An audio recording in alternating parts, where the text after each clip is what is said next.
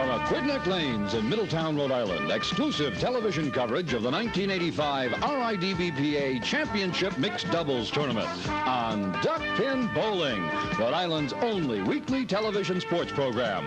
Brought to you by your nearby participating RIDBPA Duckpin Bowling Center. Aquidneck Lanes, East Main Road, Middletown. The Bowling Academy, Taunton Avenue, East Providence. Aquidneck Lanes, Child Street, Warren. Hearthside Lanes, Putnam Pike, Route 44, Greenville. Max Bowlaway, Main Street, West Warwick. Town Hall Lanes, Atwood Avenue, Johnston. And Wickford Lanes, Post Road, North Kingstown, who want you all to join in welcoming a new Duckpin Bowling TV feature, Inside Duckpin Bowling. If you have news or information of interest to duckpin bowlers, write it up and bring it in to your local Duckpin Bowling Center. We'll have it on Inside Duckpin Bowling.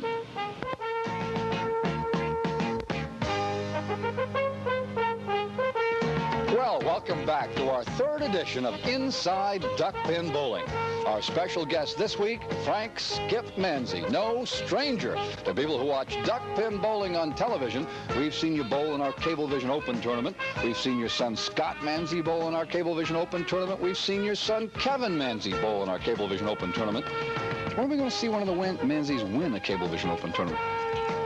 I don't think so. We've got an 0-6 record, and it doesn't look good for the future, really. Well, we've got another Open coming up in just a couple of weeks at Max Bowlaway in West Warwick. Let's hope that the sixth time will be the charm, and we'll have all the Manzis as weekly winners. I hope so. Really, I do. All right. Well, I really appreciate you being our guest on Inside Duckpin Bowling this week. What I want you to do for me very briefly is to give us a rundown of upcoming tournaments. I see there's one at Dudex. I see there's one at Max. I see there's one at Town Hall. Give us a rundown of the tournaments, who's eligible to enter, and everybody at home get out a pencil and paper and make note of these tournaments, because it's an excellent opportunity for you to have a good time with duckpin bowling and maybe win a little money too. Our next tournament is November 30th and December 1st at Max Bowlaway. It's a 5-game, 80% handicap based on 160 average. It's a men and women's handicap, really. All right, that's at Max. Now, you've got a tournament coming up at Dudek. After Max, come December 14, 15, is my own, the Dudex Mixed Doubles. It's just what it says. It's a mixed doubles event based on 80% handicap with a 160 average. After that comes December 21 and 22, Hot Side Mixed Doubles, and January 4th and 5th, Aquidneck Mixed Doubles. They're all basically the same type of events. All right, now, it's those weekend mixed doubles tournament that provide all of the entrants for the Mixed Doubles Annual Championship, and that's what we'll be going to as soon as we're done with Inside Duckpin Bowling today. Remember that week one, we saw Linda Aybar and Don Brown defeat Shelley LaRoche and Joe DePanny. Then last week, in a real exciting game, we saw Angie and Steve Richmond lose a squeaker by virtue of that handicap. So Linda Aybar and Don Brown return again this week to face Mary Davies and Chris Kerwin. And while we have a moment here, I want to remind everybody once again that the deadline is approaching for our 6th Cablevision Open tournament. Now, you must go to one of your participating duckpin proprietors. It could be at Dudek, or it could be here at Max, where we're taping, at Town Hall, at Wickford, at Aquidneck Lanes, Hearthside Lanes, or the Bowling Academy. Please ask the proprietor to contact Roger LaCroix and reserve you a spot in one of the shifts to qualify for our 6th Cablevision Open tournament. The prize pool is larger than ever. When you see the new format, remember that 3 weeks from today, we'll be going to the Bowling Academy to watch the 5th stop. So what we're talking about now is the qualifying. That means anyone out there who's watching now who bowls in a sanctioned league or has a Rhode Island sanctioned card, it's your opportunity to pick up your share of more than $14,000 in cash awards on our Cable Vision Open Duckpin Bowling Series. But now, while we've got Frank Manzi here, tell us a little bit about the changes you've made at Aquidneck Lanes. Now, I've gone in there several times in the past few weeks, and bit by bit, it's turning into a brand new house. Tell us about the changes you've made. Now, 3 weeks ago, we had Frank Ferry on, and he talked about resurfacing the lanes at Town Hall. You've made even more changes than that. Well, we're in the process of adding these telescars. It's something new for us. We've never added that type of article to the bowling alley. That's the overhead projector where you write the score on the table. Everybody, is that going to be popular now? Everybody in the house can look and see how you're bowling? I know I don't want my score up on the telescore. I'm hoping so. Really, I am, because the way of scoring is a little different. People tend to not like the small papers that we work with, but I'm hoping that it does take off and people eventually will like it. Now, I notice you've changed the colors and the lighting. People are going to wonder where they are when they go into Dudeck. If you haven't been to Dudeck in a few weeks, you'll get a surprise. It's right over in Child Street in Warren, by the way. Everybody who's watching us on full channel cable TV, Channel 13, or even the folks over in Swansea and Somerset who watch us on Rollins Cablevision Channel 2, take a chance to go over to Warren, right on Child Street. There's Aquidneck Lanes. What'd you do about the color scheme now? Do you still have half and half? No, we're completely in the process of changing the colors. Then again, the bowlers are complaining that they don't like the color we've got, but that's the color it's going to be. Now, there's no particular reason why you've changed from blue to pink. It has nothing to do with the recent marriage of your son, Scott, does it? No, it isn't. No. That's not a little inside hint that you're trying to give us in advance there? No. In fact, even our television announcer, he doesn't really like the color himself. It says it doesn't work well with the television cameras. Am I right or wrong? To be honest with you, what we're talking about, go over to Aquidneck Lanes and take a look. Little by little, they're changing the color from the deep blue with the ultra-white fluorescent lights to a kind of nice salmon pink with a warmer tone fluorescent light. And I personally like the warmer tone house. When you come to Max Bowlaway, which is where we happen to be taping this edition of Inside Duckpin Bowling, this is what we call in television a warm-toned house. You can see all the brown and orange tones behind me. And 2 week ago, when we did Inside Duckpin Bowling at Town Hall Lanes, that's what we call a hot house with the ultra-white fluorescence and the blue and white coloring. You may think that has no meaning at all, but actually, depending on how you feel about color schemes in general, some people like the warmer tone and some people like the colder. Well, we just did it just simply for a change. I mean, we've had the blue there for quite a few years, and we just wanted a change. That's about it. All right, so everybody go over to Dudeck. Tell me again the dates for the mixed doubles at Dudeck. The dates for the mixed doubles at Dudeck is December 14th and 15th. That's a Saturday and a Sunday. And if you have a note of interest to duckpin bowlers throughout the state, remember that duckpin bowling is seen weekly in 170,000 homes in Rhode Island and nearby Massachusetts. Get the word to any one of your participating duckpin proprietors. Give them a note at least 2 weeks in advance of the air date that you need the message to be announced. Of course, there's no charge. And we'll see to it that it's on Inside Duckpin Bowling. Now, you stay tuned, and we'll return to Aquidneck Lanes in Middletown for week number 3 of our championship mixed doubles tournament. Thanks again, Frank, for being on Inside Duckpin Bowling. I thank you.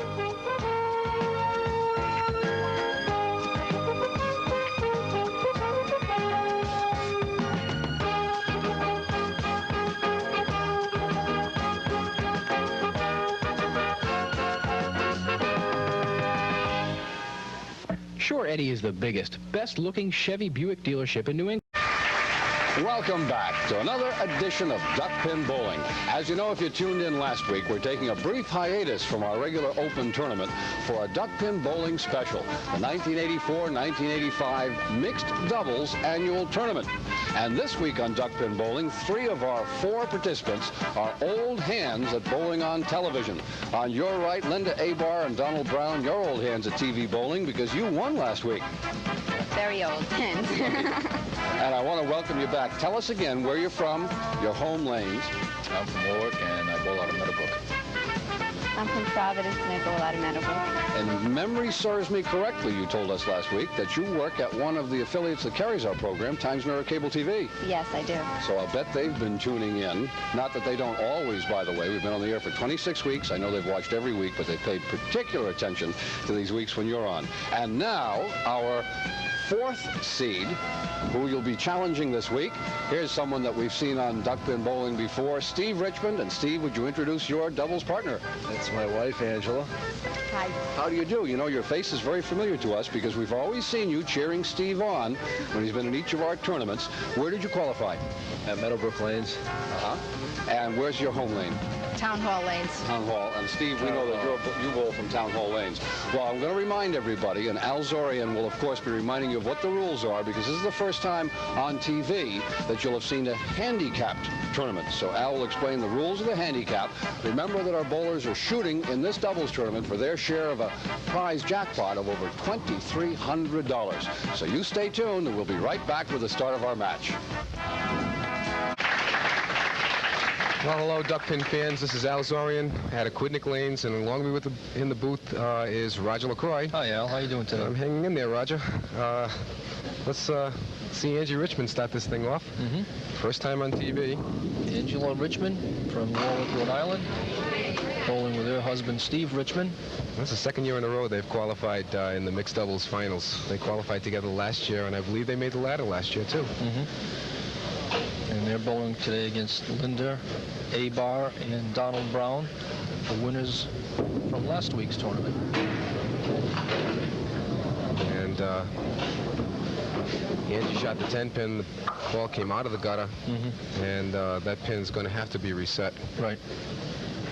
While we have a chance, while they're resetting the pins, this is a handicapped event, and it's 90% handicap based on 300. That's the total average for the two participants. Right. And in this particular match, Linda and Donald Brown, Linda Aybar and Donald Brown, are getting 91 pins handicap to the Richmond's 36 pins handicap. So right now, before the game even starts, Steve and Angie Richmond are down 55 pins. 55 pins, but their averages show that they are that much better. That's right. Their averages are a lot higher, and they should be able to compensate for those handicap pins. That's right.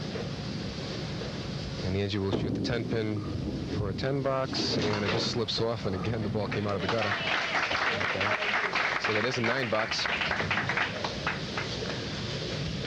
Last week we saw Linda bowl a game of 104, which was 4 pins above her average. I think the key to that game she bowled, what a great ball she just threw there, light 1-3 mixer, and she left a 7-pin. The key to that was when she got her marks. She came on in the second half of the match when the game got very, very close. It was down to like a 2-pin lead, and she came up with a spare and sort of put her finger in the dike, so to speak. Yeah, and she was hitting pins with her third ball, what we call picking the wood. That's right. Which is very important. I mean, especially when you're getting a lot of pins handicap. You know, the third ball is important because every pin that you don't leave up, it's harder for the other team to make pins back. In fact, in that box right there, they gained a pin, so now it's 56. Steve, what we have here on will be on 5 and 6. Steve will be on 6. We have the two extremes. Steve is coming in here with the highest average of all the participants in the ladder, 151. Right. And Don Brown has the lowest men's average with 98. And that's just goes to show how great these mixed doubles tournaments are that we hold. Yeah. Big cross-section of bowlers in this event. That's right. And anybody can win one. Anybody can win one. That's the key. It's all handicapped. Steve is our #1 ranked bowler in the state of Rhode Island for this past bowling season with an overall average of 150. That's right. I think it's 3 years in a row he's been ranked #1. You're right. 3 years in a row ranked #1 in Rhode Island. And he starts off with a tough 7 box, and that really leaves the door wide open already. For Don Brown. That takes a lot of pressure off. I mean, if there is pressure being 55 pins up before you start. Don Brown last week bowled a 116 game in their winning effort, which was 18 pins over his average. That's right. And he came on in the end with a big spare strike in the last box to clinch the match. And now he's shooting the 7-pin.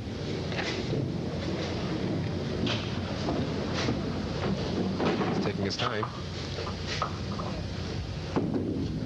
And he just misses to the right.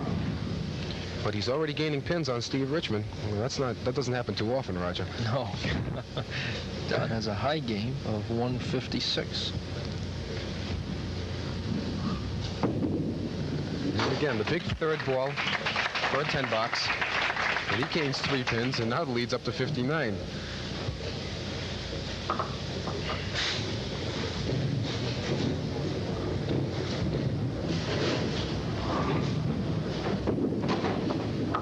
A little bit to the right. Got a good break with an off-the-head pin hit. She had the 3-6 pocket very full and carried 7. Used the 1-2-4. And she makes it on the outside. Really not the conventional way to do it, Roger. No, but it works. It works. Al, Angie Richmond has won numerous mixed doubles events in her bowling career. She's a very good mixed doubles bowler. She always manages to win one a year. She won our we hold a special event known as the Rhode Island Classic. Last year was the first annual one, and she won that. She's the defending champion for this. That's a good ball. She also has won the Meadowbrook mixed doubles, the Hawthside mixed doubles, the Wickford mixed doubles, the Greenway Bowl mixed doubles in Baltimore, and the Cape Way mixed doubles in Rainham. And every one of those has been with her husband Steve except for one. Oh, really? So they are quite a tandem. That's right. They are tough. And she came out with a very good 10 box. And now up on lane 6 is Donald Brown.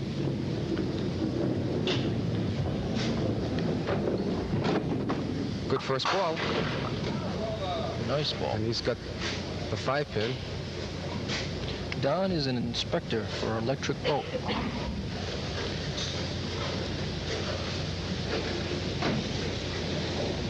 Enjoys movies, carpentry in his spare time. And he's not bad at bowling either. Well, he went a little bit left on that one. I think he was trying a little bit too hard to fire at that pin. But again, dropped the ball a little bit. When you try to fire it, sometimes you lose your timing just a little bit. And again, Don's a relatively new bowler, and you know, even if you've been bowling for a while, you do some unordinary things. Sure. On the approach. Yeah. Okay, but he comes back with a big third ball again. And as long as he doesn't leave any pins up, Steve's going to have to get some marks to make up pins. And he throws a very tight 1-2 pocket hit and breaks it up and gets a 7-pin. Steve throws a very powerful ball, as you can see. You have to, 150 average, huh? That's right. And the star on your back. Yep.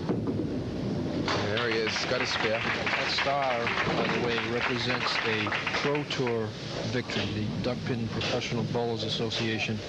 Steve won a tour at Prince George's Plaza in Maryland, 1975. Okay. All right, we're going to take a brief time out here. We'll be back in a few minutes. Okay, ladies and gentlemen, we're back at Aquidneck Lanes. Angie Richmond is up on lane 6. She and her husband Steve are currently trailing by 59 pins because of a 55-pin handicap. But we've got an awful long way to go, and we've got Steve Richmond on the lanes, and anything can happen when Steve is on the lanes. Angie Richmond bowls in the Women's Sunday Triples League at Town Hall Lanes in Johnston. And she has a high average of 114. Oh, a great shot. Very nice That was shot. 1-2-5-9, a real tough shot. It's almost a chop hit. And so now maybe the Richmond team are making their move. Up on lane 5, however, is Linda Aybar on a spare. Good ball. A little left. And she Didn't takes seem out. like it was going to break out, but it did. Yep. She must be turning it over a little bit, putting a little hook on it. But that 4-fill increases the lead to 63. Linda has a high set of 381.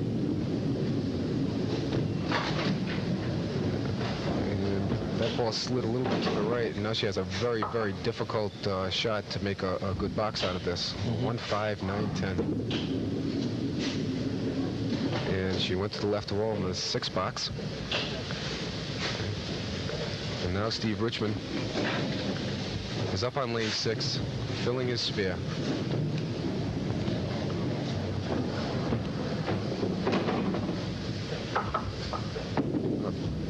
Big ball. What a big ball. No doubt about that one, Roger. Yep, that was a blast. No doubt about it. And that one ball right there takes off 10 pins off the lead, and all of a sudden now it's gone from 63.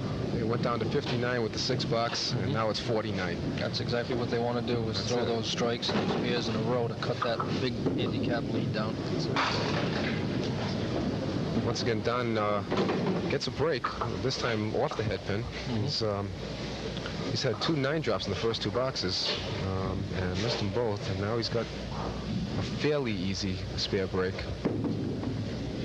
But again, a little left, and maybe the pressure of Steve Richmond might be getting to him. Linda and Don qualified for this event by being a wild card in the up-the-ladder finals of this tournament, and last week defeated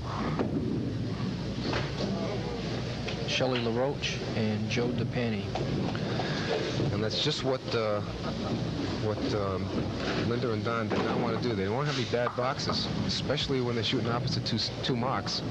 Steve and Angie both have spares, and now the lead's cut to 45. Let's see what Linda can do here. The head pin. One of those again. We've seen a few of those breaks. A few of those. In fact, I think Linda made that same shot last week. Have to hit this pretty full on the head pin, Heil. Yep. And hope you carry the back pins. It's just a little bit to the right of the head pin. Again, a big 3rd ball. As you can tell, it doesn't take much effort to throw this duck pin ball, and we urge all of you housewives out there to get out and try this duck pin game. We're sure you'll like it. A lot of daytime ladies leagues. That's right. After the husband goes off to work and the kids are off to school, go bowling. Go bowling. Why not? Good ball for Angie. Ooh, a little full, but she carries 7. And that fill right there cuts it down to 37. And the Richmond Express is coming on. Gives Angie 36 in the 3rd frame. All right, good try. 2-3-6, a real tough shot, Roger. You have to try and either slide that over, hoping you can get some action off the wall. Angie comes on with a good 10 box. Okay. Donald Brown will come up on the right-hand lane, and they've seen their lead decrease down to 37 pins, and Steve Richmond is throwing on a strike, so Don would like to really put a stop to this right now. Threw that ball out there, and again, he dropped 7 off the head. He's throwing a very good first ball, Roger. He's good action on it. He's breaking every first ball. And now he's wants to convert this by hitting the 1-3 pocket. Yeah, he has it. Good shot. He has it.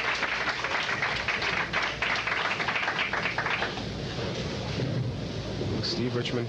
Is he thinking double? Oh, he's always thinking double. He's thinking double before he throws his first one. Steve works for McLeod Optical. Does some optical work. There it is. There it is.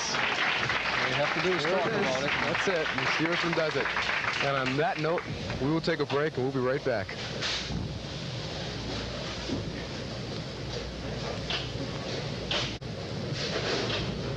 Okay, Angie Richmond up for her 5th box.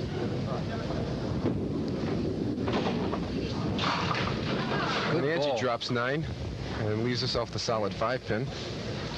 Angie has a high game of 175 and a high set of 427. Not bad. Not bad at all. She enjoys golf in her spare time. That's if she's not chasing her little son Daniel. Yeah. I think Daniel's sleeping right now. He made his presence felt last week on the air, and now he's sleeping. Angie missed the 1-pinner, but she comes back and picks the 10. Again, Steve Richmond is throwing on a double when he gets up there, so Angie's really not too worried right now.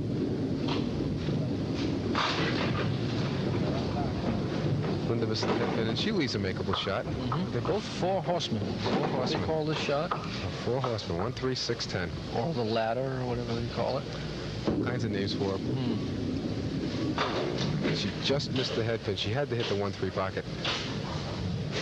And now she'll probably be shooting for the 6 and 10, hoping for count.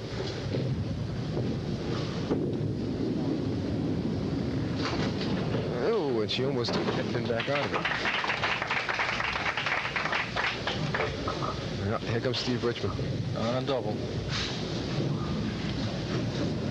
And right now, I think all he wants is the big fill. I mean, they're now within reach. Oh, and that's just what he didn't want to do that, no. It's the last thing you're thinking about when you're on a double. Well, he's still got the second one to fill. He does a reasonably good job filling the second one with a 7. Receives 22 pins for the first strike and 17 for the second strike. Steve bowls in the Town Hall Triples League at Town Hall Lanes in Johnston. Oh, a great $9. Good $9. Almost pulled right off the wall. And this is about the time last week when Donald and Linda said, wait a minute, it's getting too close. Let's start it up again. And Donald's bowling on a spare, so he has the opportunity. Good ball. It looked like a strike ball, didn't it? Great ball. Great 1-2 pocket hit. Left a solid 10 pin. And before that filled, Steve and Angie Richmond had cut the lead down into the teens. Now that ball puts it back up in the 20s.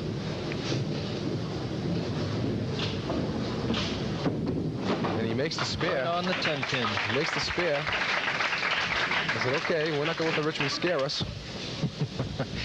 Keeps the pressure on. That's it. And Linda Aybar. 6th box on lane 6. This is a good ball. Good ball, leaves the 5 and the 8. Linda enjoys camping, which she and her husband Ernie do with the Browns. Donald Brown and Kathy his Brown. wife, Kathy Brown. Pretty good friends. Yep. Not enough. Didn't get it out. And by the way, Kathy Brown and Ernie Aybar are the top seeds of this event. That's right. That'd be an interesting match if Linda and Donald happen to make it all the way to the top. It sure would. Okay, Linda gets an 8 box. And Angie Richmond now is up on the left-hand side.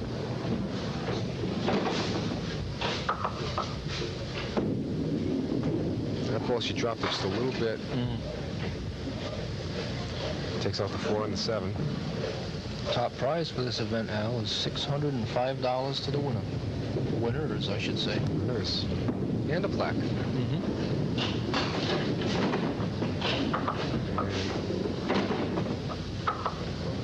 Angie, once again, a little left of the head pin. She leaves the 1-3 standing. There's a big ball here because she's shooting against an 8 box, and so if she hits either of these 2 pins, she will cut back into the lead again. Again, the 3rd ball, very big in this tournament. And that ball goes left too. And Don Brown, once again, throwing a spare, this time in the 6th box. Looking for that good fill again.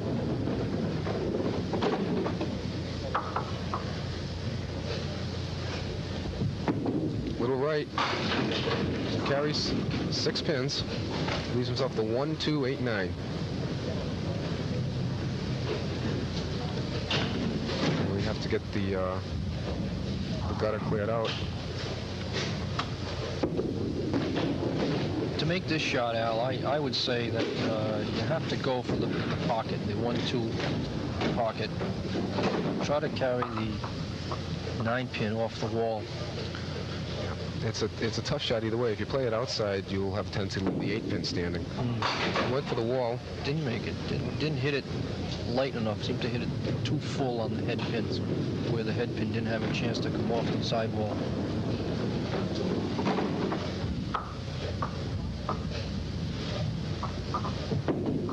A good 10 box for Don. Good 10 box. Made all 6 pins of that count on the spare. Count for him. Okay. Steve Richmond. Steve looking to come back after that 2-fill on the double strike.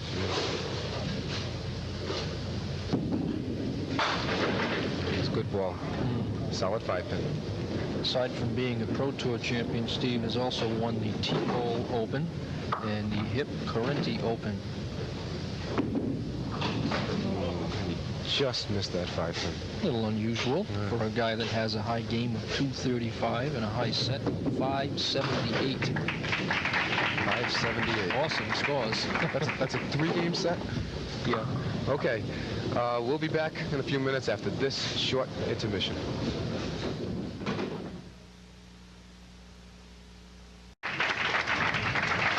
Okay, folks, we're back. This is Al Zoraian along with Roger LaCroix here at Aquidneck Lanes, and we're up in the 7th box of this Up the Ladder Finals. Angie Richmond up on lane 6. The ball goes a little left, and she carries 7 from the left-hand side. Leaving a 1-3-6.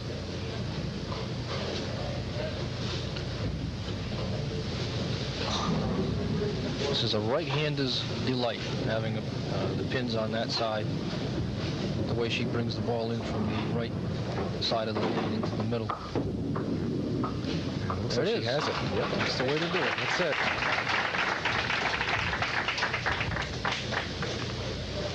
Now and Aybar.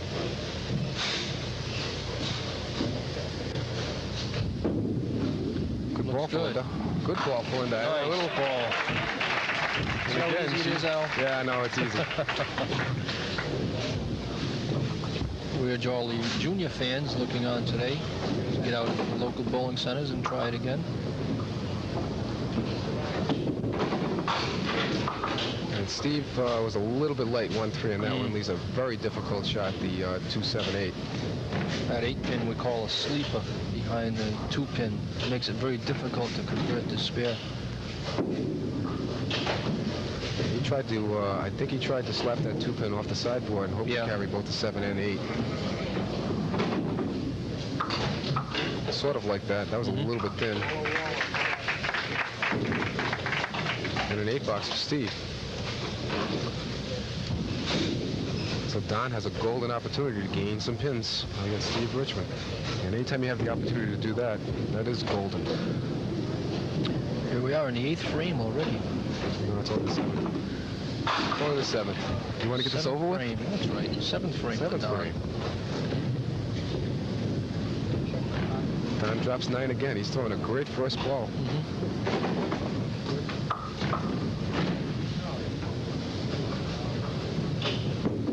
Now when he left a little to the left. Sometimes those single pin spares up there are so slim when you're shooting at them.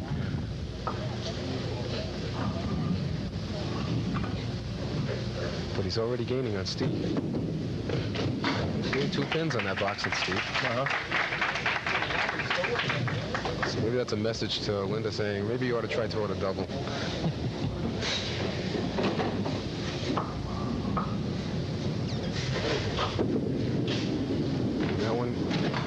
That one got away from Linda. Just fell out of her hand a little bit. She's got second ball to fill, though. That's one of the good things about strikes. You can always bail out on the second ball. That one goes a little left too. She gets a 3 fill on it. So it's 69 in the 7th box. And that ball goes left a little bit too. She comes out with the 7th box. So Angie Richmond gets up on lane 5, filling a spare.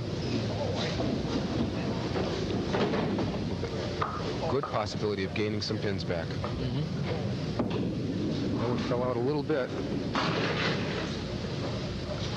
And she gets a fill of 6. Angie is a housewife and enjoys golf in her spare time.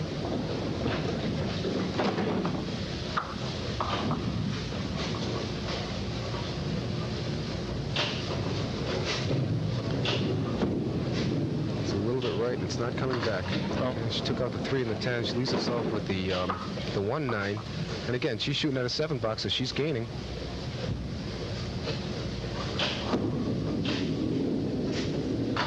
And she gets a 9 box. So we're at 89 in the 8th box. And Don Brown.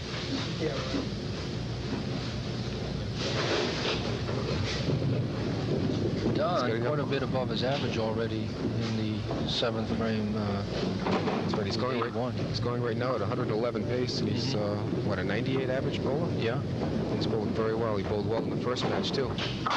Good. Yeah, what a great ball. Great ball.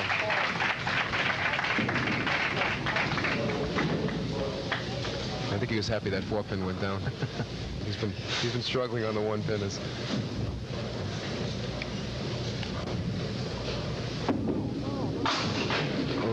That's the power of Steve Richmond. Yeah, to be able to rip through the middle like that and still come out with a break. He was able to get a pin or 2 flying off the back cushion, come up and take out the 2 and 4 pins.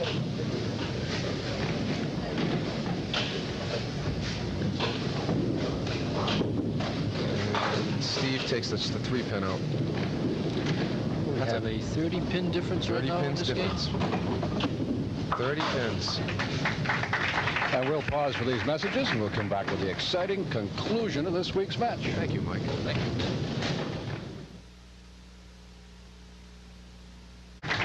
Okay, we're back with the last 2 boxes of this match. Angie Richmond's on the right-hand side, and she and her husband, Steve Richmond, are down 30 pins with 2 boxes to go. So Angie's going to have to do something right here. Ball stays a little right and leaves herself with a rather difficult spare break. She wants to put the ball in the 1-2 pocket here.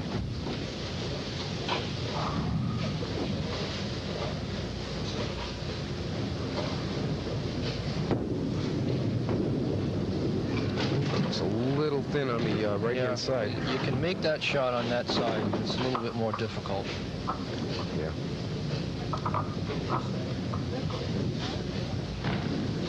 Oh, Angie's going to have to work hard now to get a good box out of this. 30 pins is a long way to go in 2 boxes, especially when Donald's throwing on a strike. She wants to hit at least 2 or 3 pins here. Oh, what a great 9 box. Good 9. Great 9 box.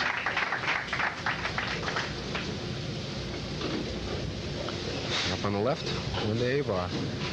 It's amazing how similar this match was to last week's match when Linda and Don lost almost all of their handicap halfway through the match. And then came on strong on the end. The second half, they've been outscoring Steve and Angie Richmond. Unusual. It doesn't happen too often. With the big difference in averages. Looks good. And she tips the 10-pin over. Pissed it right into the gutter. That's it. Yeah, it doesn't matter whether you hit them hard or you hit them soft. As long as they fall down, they're down. Okay, you don't have to make a big noise with them either. 31 pin lead. 31 pin difference. There's a strike for Steve. Powerful ball. He had the 4-5 up there. Yeah. 4-5 up there, and pin came off the sideboard, took them both. And Donald Brown's throwing on a strike.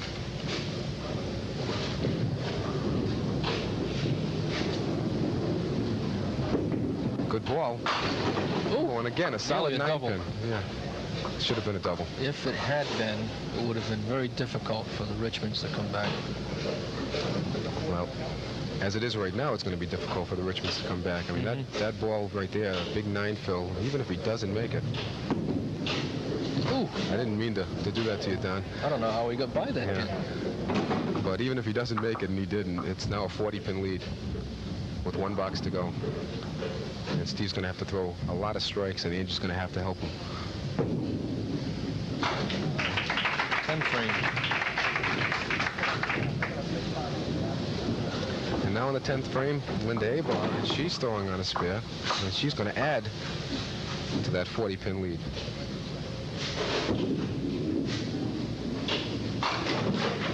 Four pins.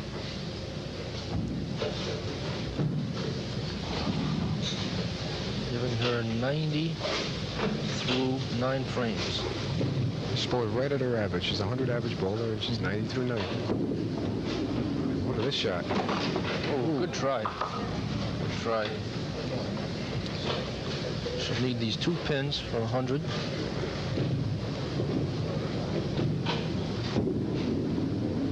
And she slips by to the right. She goes 98. 98.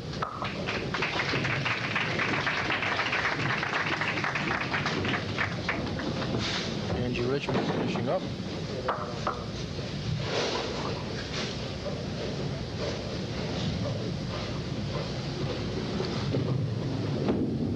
And again, the ball falls out, goes a little left. She seems to have been doing that a lot today, throwing the ball across her body from right to left, not getting the ball out in front of her. That was better. Still a little thin, though. A little thin. Leaves herself a 3-6.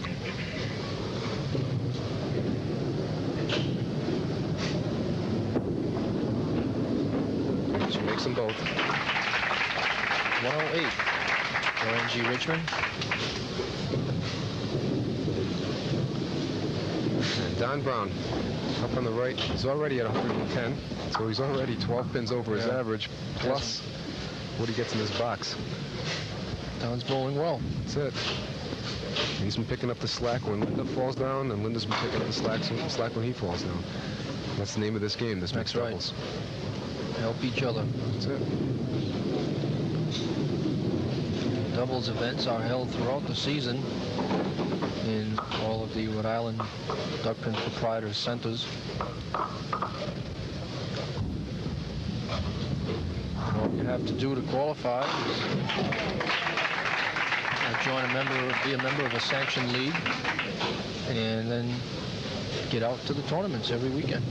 There's a schedule in every house, and you can always pick up the phone, call your favorite house, find out when the next one, when and where the next one is. And once again, Don Brown with a spare in the 10th box, just like last week. And he fills with 2. 2 for 122 game. 22 game. That's a good game for Donald. That's right. And Steve Richmond is throwing on a strike. So Linda and Donald will advance. And they're still a match or 2 away from bowling their respective husbands and wives.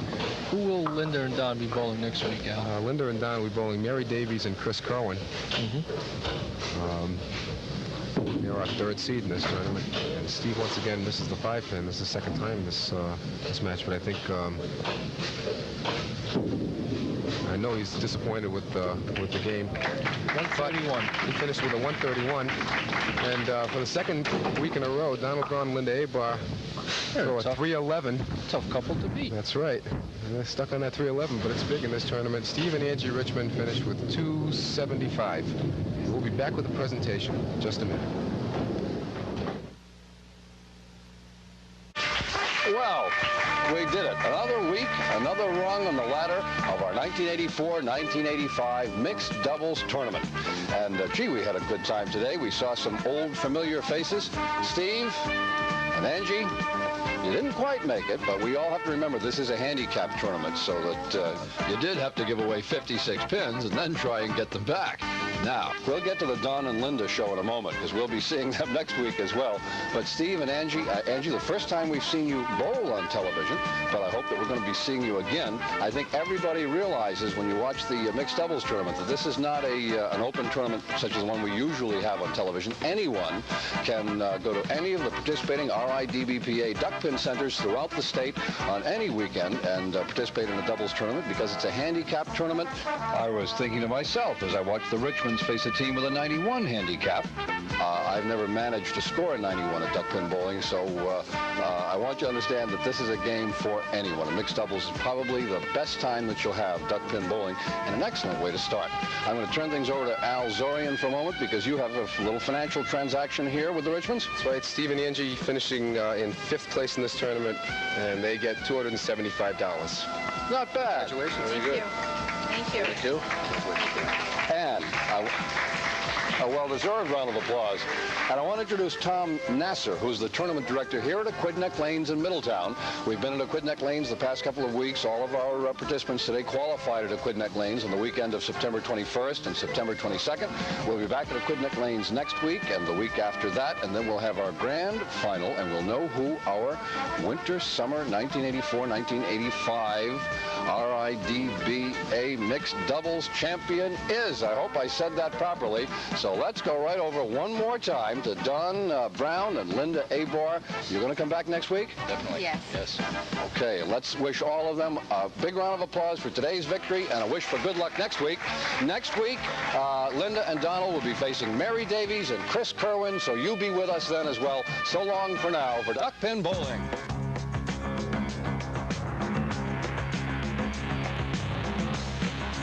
From Aquidneck Lanes in Middletown, Rhode Island, exclusive television coverage of the 1985 RIDBPA Mixed Doubles Championship Tournament. Brought to you by your nearby participating RIDBPA Duckpin Bowling Center, Aquidneck Lanes, East Main Road, Middletown. The Bowling Academy, Taunton Avenue, East Providence. Duckpin Lanes, Charles Street, Warren. Hearthside Lanes, Putnam Pike, Route 44, Greenville. Max Bowlaway, Main Street, West Warwick. Town Hall Lanes, Atwood Avenue, Johnston. And Wickford Lanes, Post Road, North Kingstown. Duckpin bowling tournament matches are conducted by the Rhode Island Duckpin Bowlers Association and sanctioned by the National Duckpin Bowling Congress. Remote teleproduction and post-production facilities furnished by Rollins Cablevision, Lincoln, Rhode Island.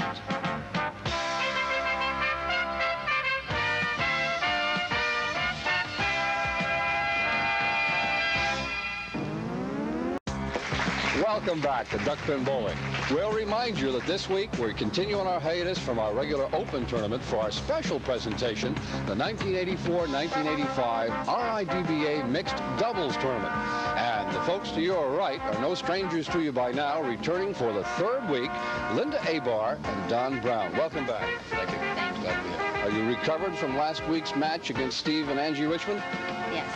All right. Well, we've got some challengers lined up for you. Or actually, you're the challengers according to the tournament rules, but we've got a real hot pair for. I'm looking just over your shoulder. The reason I'm taking a moment, and I can see that you're going to bowl with a team handicap, a total of 75 pins, which makes you the closest team we've had yet to defend our team of Linda Aybar and Donald Brown. So here's Chris Kerwin. Hi, how you doing?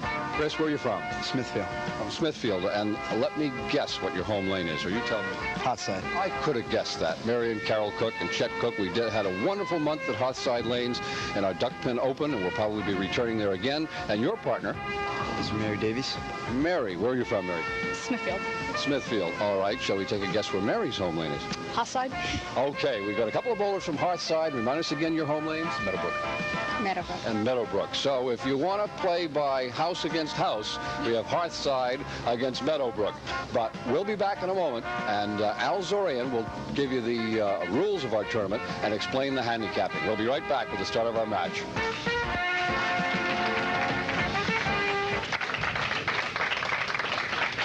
Welcome, Duckpins fans. This is Al Zoraian at Aquidneck Lanes, and with me in the booth this week for our third round match is Sue Hannon. Welcome, Sue. Good afternoon, Al. And on the right-hand lane, starting things off with a bang, is Mary Davies. Mary Davies and her partner, Chris Kerwin, are seated third in this division. And Mary is shooting at the 8th pin for a spare. And she makes it. First time on TV, didn't seem to bother her in that first box. So. Not one little bit. And here comes Linda Aybar. We're all familiar with her if we've been watching the show for the last few weeks. She should be real used to this by now. That's right. All four of these people, first time on TV, was this tournament. And now, 3 weeks later, Linda and Don should be old pros at this.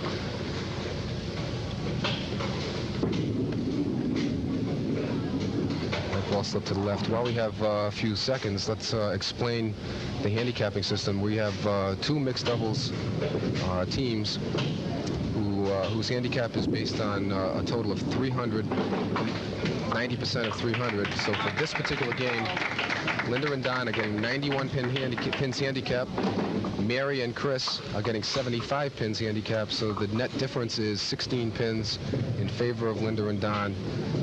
And here comes Chris with his first ball. Oh, good ball, and he ripped the middle for 1 and 5. That hurts, right, Sue? It's a very deafening sound.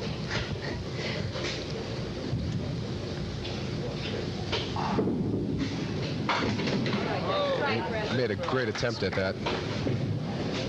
Leaves just the 2 and the 10 standing.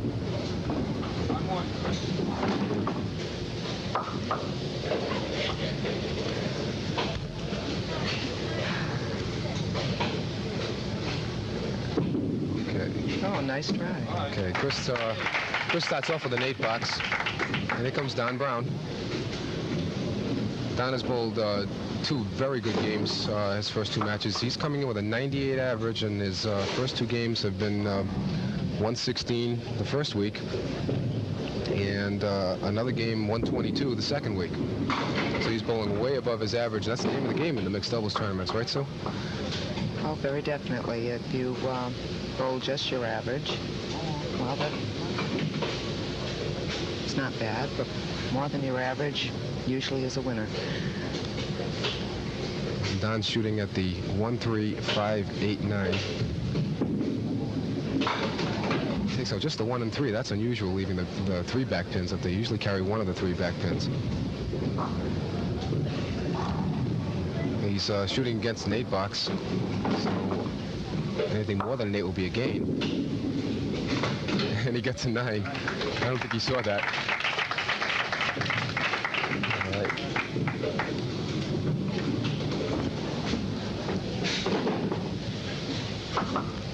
There.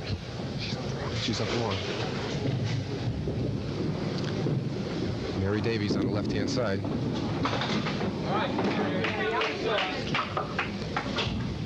Takes 1 pin out.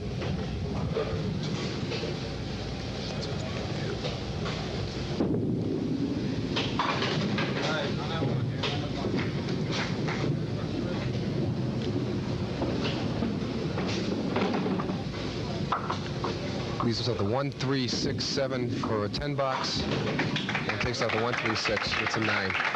So she had a disappointing 1 fill on the spare.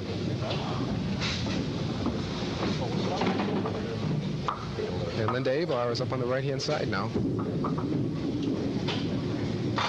And she's a little off the head pin. And leaves the 1, 2, 4, 7, and 9. How would you shoot this, Sue? Well, I would probably just shoot for the head pin and hope I would run the 4 down and the ball would go to the back. She tried something like that. And it worked. Whatever works. That's it. That's all that matters. The pins go down, the pins go down. Okay? And now Donald Brown will get up on the right-hand side.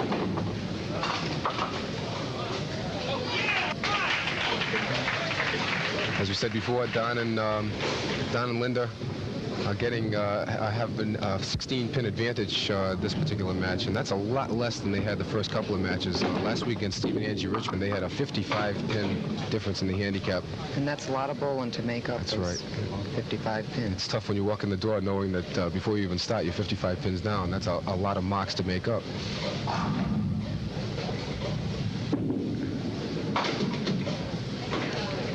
And Don's going to have to scramble now to get a good box out of this. Again, if you're getting more pins handicap, the key is don't get any bad boxes and give pins away.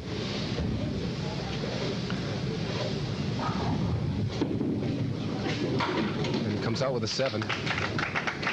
And leaves the door open for Chris.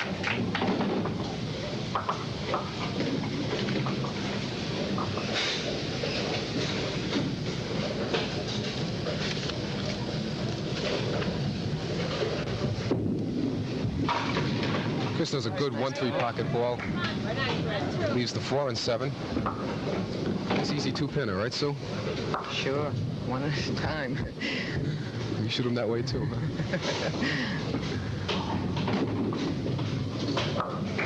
Just slip by just a little bit.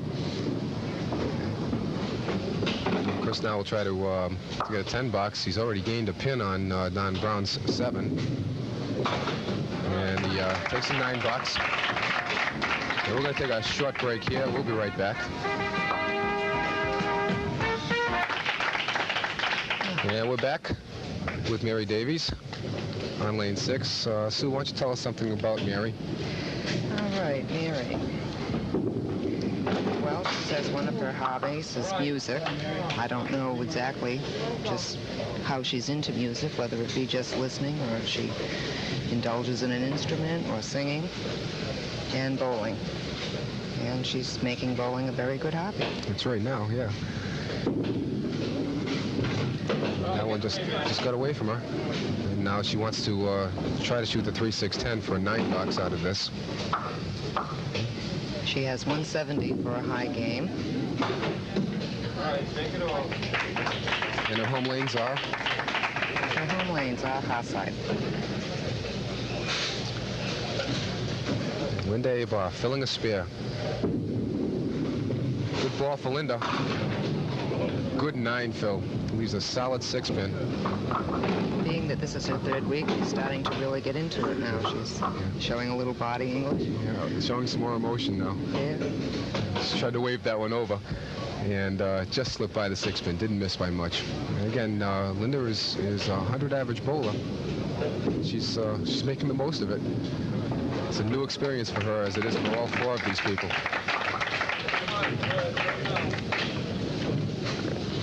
Chris Kerwin trying to get started. Okay, Chris's high game is a 188. He says one of his best bowling accomplishments is having picked a 1-pinner. I think he picked more than a 1-pinner in a 188 game. Well, you could throw a lot of strikes. I spoke with Chris earlier. He's got a good sense of humor. He wants to have a good time here today. But when you get on television, it's a weird experience. You have a good time, but you're extremely nervous. So it's hard to realize that you're having a good time. Until after it's over.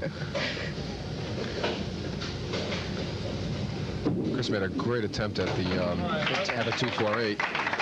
That's a tough shot with that sleeper back there. And he's now got 27 in the 3rd box. Donald Brown trying to get it started.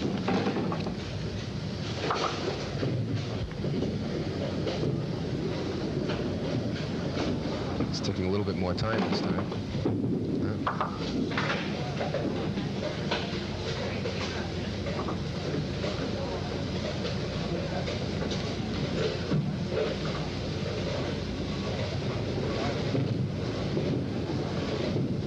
All right, that's a little bit better ball. Drops 8, leaves a 7 and a 10. 9 box will be good out of this. That's right. And right now, nobody seems to be wanting this game. Nobody's. The one big mark was by Linda Aybar, and she's really been the catalyst for this team. When things get close, Linda seems to get the mark. I think she wants to start a little earlier this time. It's a good 9 box.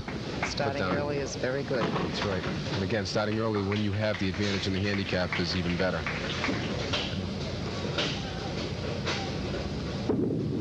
Here comes Linda. Another good ball. Linda has the 5-pin to shoot at.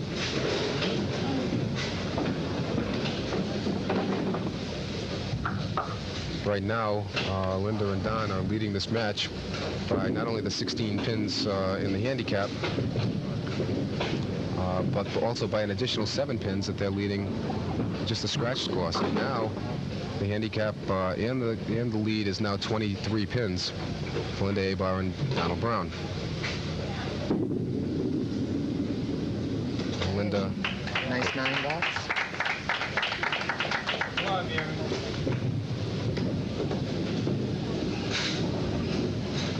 Mary Davies on the left-hand lane.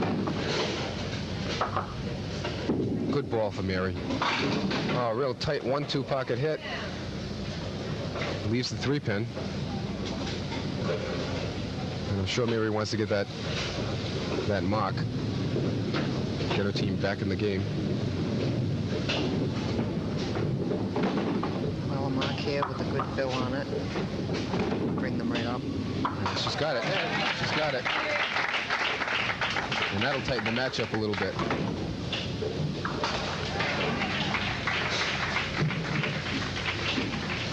Donald Brown. Donald and Linda are shooting for the #1 seed, who just happens to be Donald's wife and Linda's husband. And that will be an interesting match, if it ever happens. We said a few weeks back that it was a long way to go, but they're halfway there now. And Donald's shooting at the 9-pin for a spare.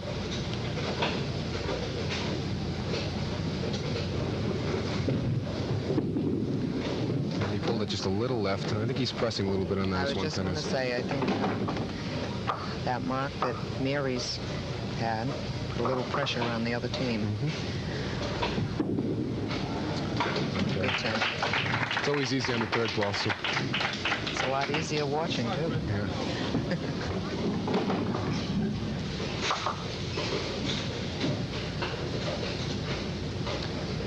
Chris Kerwin trying to get his half started now.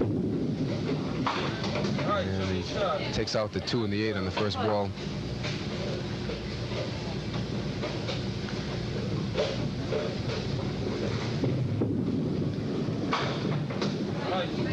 He seems to be rushing the line a little bit. I watched him in qualifying. Looks like he's pressing also. I watched him in qualifying, and he seemed to be a little bit more deliberate getting up to the line. He seems to be really running up there. Throwing him off just a little bit. He did come out with a good 9-box though. And we're going to take a short break. We'll be right back.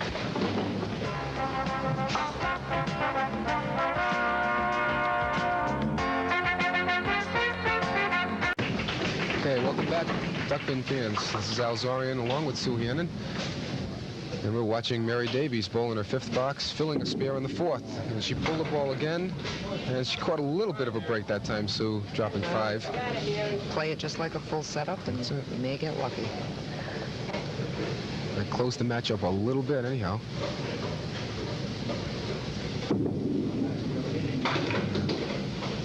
Again, just a little bit to the left of the head pin.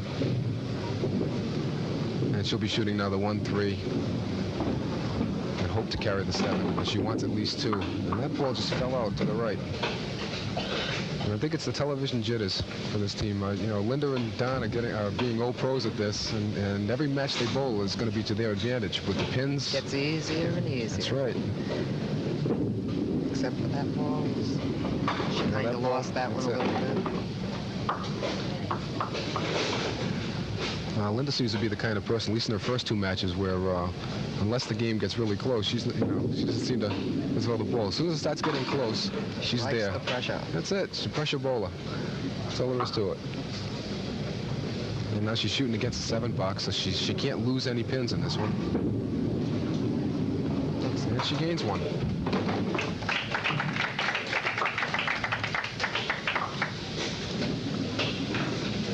Okay, Chris Kerwin. He's 36 in the 4th box, looking for that elusive first mark. And again, He has an opportunity. he goes by the head pin, but this time he gets the break. Last time he only chopped out 2. This time he knocks down 6.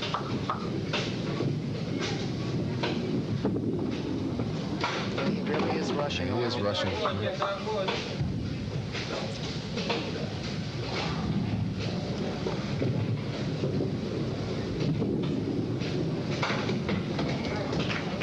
Comes out with an 8-box.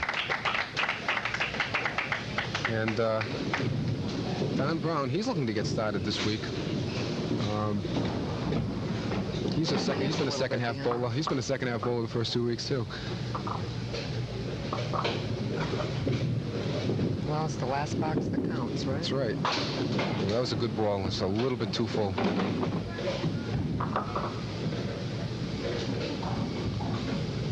And these next 2 balls are important. He's got to make sure he doesn't get a bad box and lose any ground. He's got a good opportunity to gain against an 8 box. He had a good opportunity to gain against an 8 box. He hit the object pin. Twice in a row.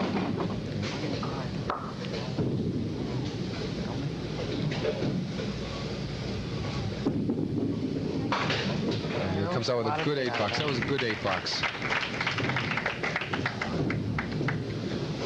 And here comes the leader right now, Linda Aybar. That's right. She's leading the pack. She's leading the pack. That ball stayed just a little right. Her ball usually bends a little left. That one just didn't move at all. It just stayed right where she threw it.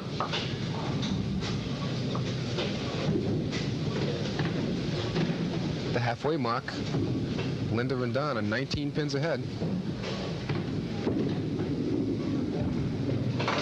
That was a good try. And she'll be shooting now at the 247 for a 10 box. And that one's going to stay out to the right. And she tried to wave it back in. And now's the time for Mary Davies.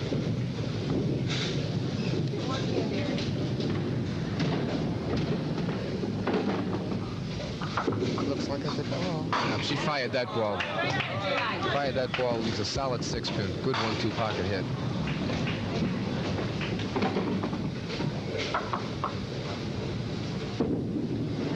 And she has it. She has it. That's a 3rd spare for Mary. And 6 boxes. Comes Don.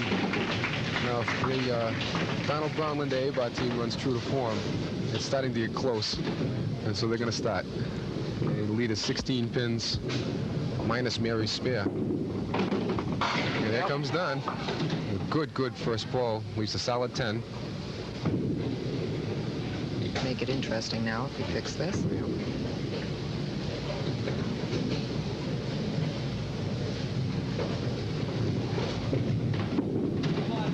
He has it all the way down. Start making it a little bit exciting. That's it. Give the crowd something to cheer for. Here it comes. Now Chris would really love to give some help to Mary Davies. Again, this time a little overcompensation. Went to the right of the head for this time, and again he takes out 2. And he's having no luck at all on that first ball. A lot of try. Try that second ball. Leaves himself the 4-6. So a 9 out of this would be good. It'll still be close.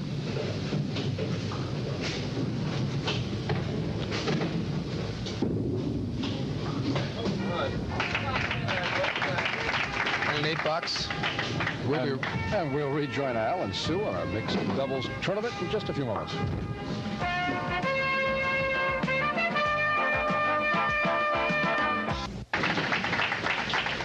Welcome back. Mary Davies up on the right-hand side, filling a spare. She and her partner Chris Kerwin are 18 pins behind. And that time she gets a good fill.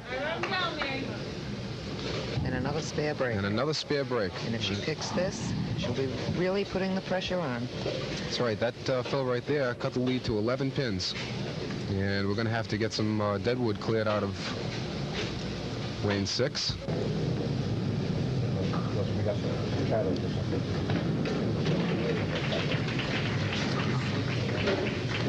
Okay, Mary Davies shooting the 1-2-4 for a spare break. And she has it. And now it's getting close. Linda Aybar on lane 5. Good ball for Linda. Solid 7-pin and a 1-2 pocket hit. That's rather unusual, so. Like we said, though, Linda likes the pressure. And likes the pressure. It's getting close. It's 11 pins, and so Linda said, okay. Ooh, it just slipped by. Again, the 3rd ball, very important here.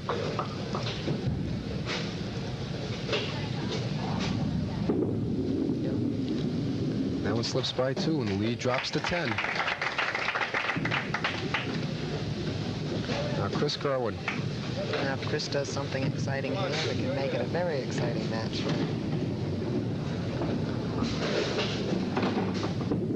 Looks good. That's a good ball for Chris.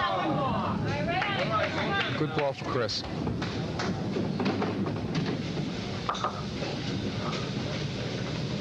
I know Chris is rather disappointed with the first 6 boxes, but he's got to consider himself rather lucky that they're still this close.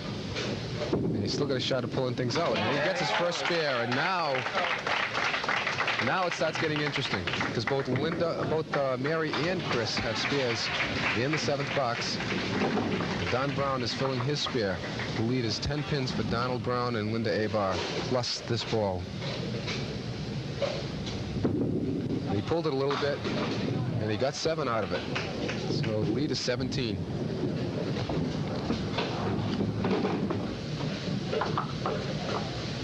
And Don gets to shoot at the 136.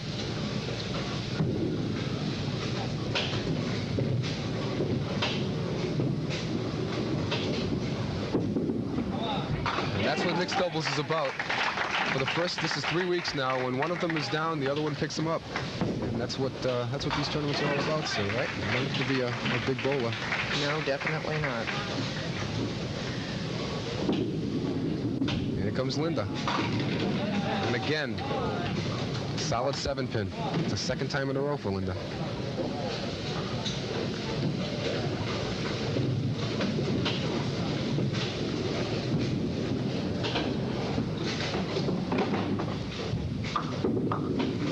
Yeah, she makes sure of it this time. She makes sure.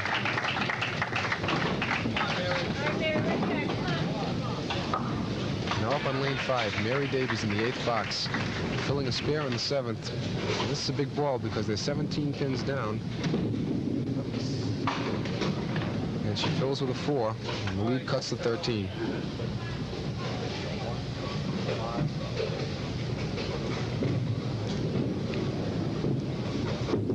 Looks good.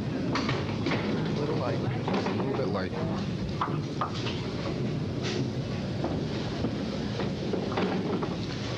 She leaves herself the 310 to shoot at for a 10. And she's got to make sure of at least one of these.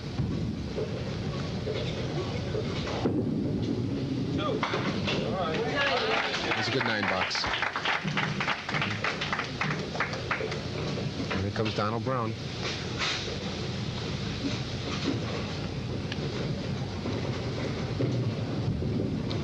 You had the opportunity to bowl against Donald Brown, Linda Aybar in the qualifier for this. Yes, I did. I also had the opportunity to bowl against Ernie Aybar and Kathy Brown. All right. The top seeds. You got a real easy division, huh?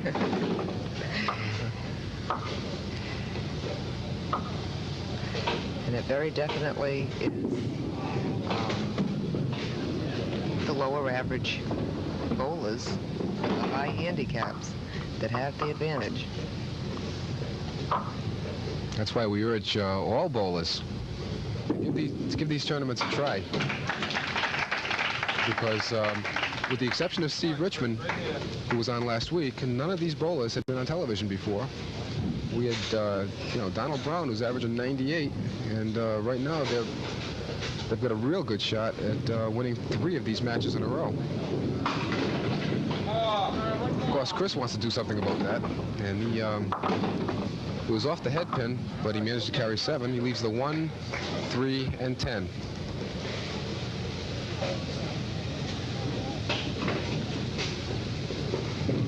And he'd like to make this because Linda Aybar already has a spare up in the 8th box.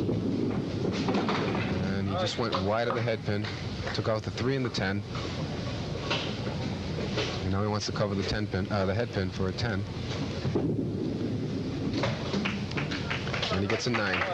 Okay, we will be back with the conclusion of this match in just a minute.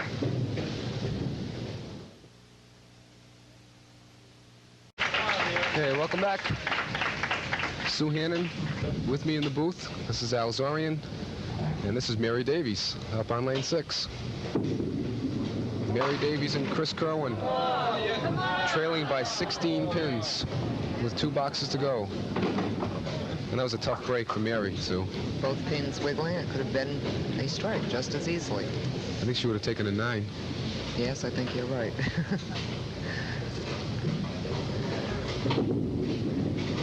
Oh, she made a nice effort at that one. That's a real tough shot, the 9-10.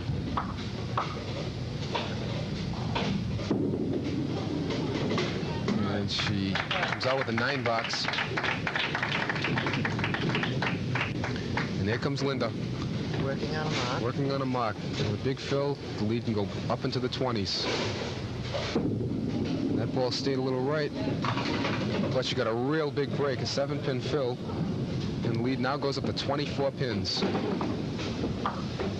And it seems like when it gets close, and it was down to 10 pins a while ago, a couple of boxes ago, Linda and Don come through on the end. She's got a shot at this one. Ooh, it's a little too full.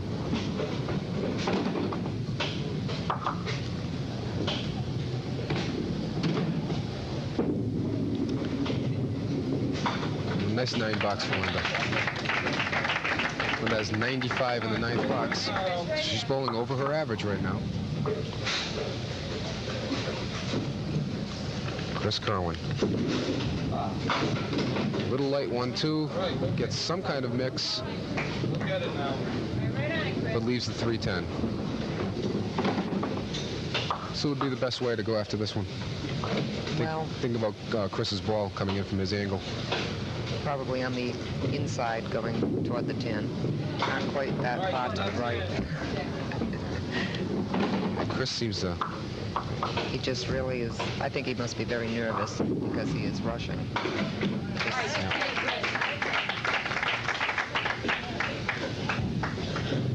10 box for Chris. And Don Brown has the shot right here in the 9th box to clinch this, maybe. It always seems to be Linda getting them way ahead, getting him the lead back, and Don Brown to clinch. It's been the 1-2 punch for 3 weeks in a row. And he throws a very good first ball and leaves a solid 9-pin.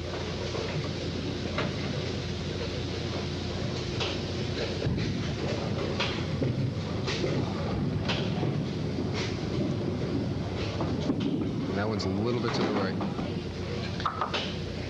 I think both teams are nervous now. They're starting to feel the pressure of the ladder. Well, when it gets down to the last box, or next to the last box. You tend to do weird things with your arms. I do anyway. I don't know. That's because your mind gets a little weird. That's it. Okay, well, last box, Linda Aybar. Maybe it's her turn to clinch this time. Looks like a good ball. Oh. And again, the 7-pin. That's like 3 or 4 times this game that Linda has thrown a 9-drop on the first ball, leaving a solid 7-pin.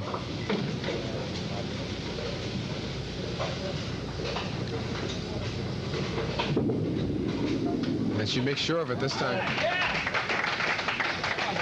She missed it once earlier in the match, so I'm not going to miss this pin again, and she made it the last 2 times she had it. And now a big fill here will put the lead up into the 30s. Well, on the last must spot. really love the pressure. That's it. Just thrives. Okay, well, she got a 3 fill. She comes out with a 108 game. And remember, Linda is only a 100 average bowler, so she bowled 8 pins over her average, and anything over your average is a plus in this game. The handicap will take over. Mary Davies. That one sort of got away from her. Takes out the 4-7-8.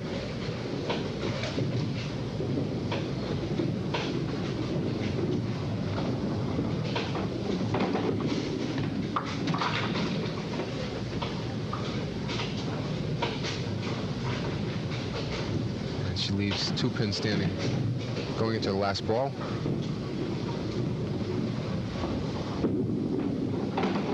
And she goes left. She finishes with a 106 game. So Linda picked up 2 pins over Mary. Now, one of the differences here is that Mary did not bowl her average and Linda bowled over her average. Now, Don doesn't have to worry about the last box this time, I don't think.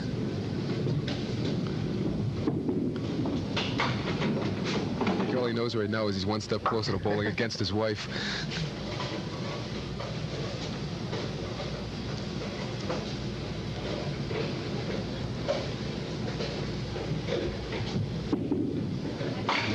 It was a good try for a spare. Donald's going to bowl a game over his average. His average was 98. He had 98 in the 9th box, so anything that he bowled in the 10th box was gravy. And if he picks these 2 pins, Linda and Don will have matching 108s. And he does. So they have both bowled over their average. And they finish with a scratch total of 216 and an adjusted total with handicap of 307. That's their 3rd straight game over 300. That seems to be the magic number. Chris Kerwin shooting the 136 for a spare break.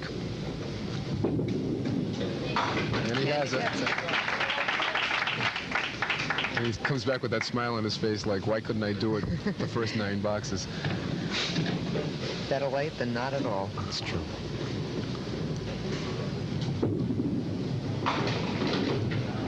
And he fills with 8. And Mary Davies and Chris Kerwin finish with matching 106s, but it's not enough. And Linda Aybar and Donald Brown will go on one more time. We'll be back with our presentation in just a moment.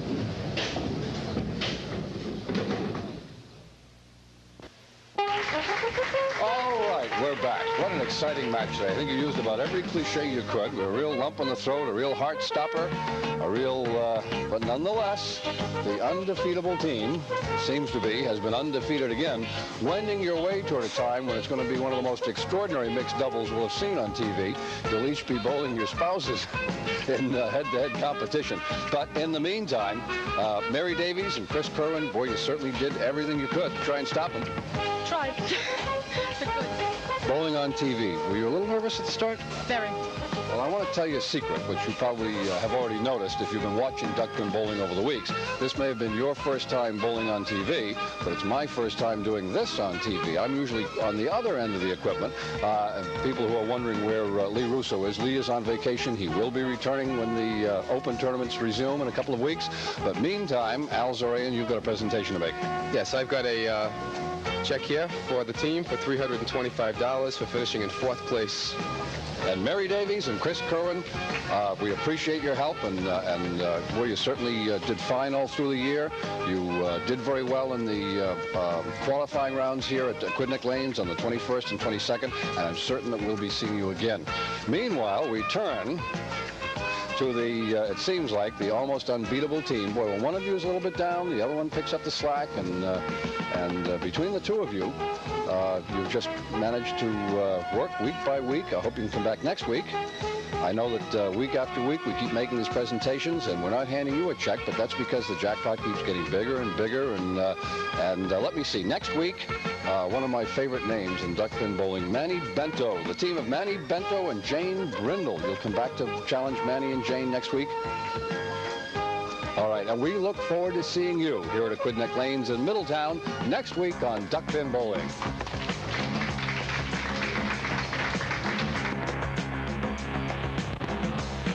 From Aquidneck Lanes in Middletown, Rhode Island, exclusive television coverage of the 1985 RIDBPA Mixed Doubles Championship Tournament. Brought to you by your nearby participating RIDBPA Duckpin Bowling Center.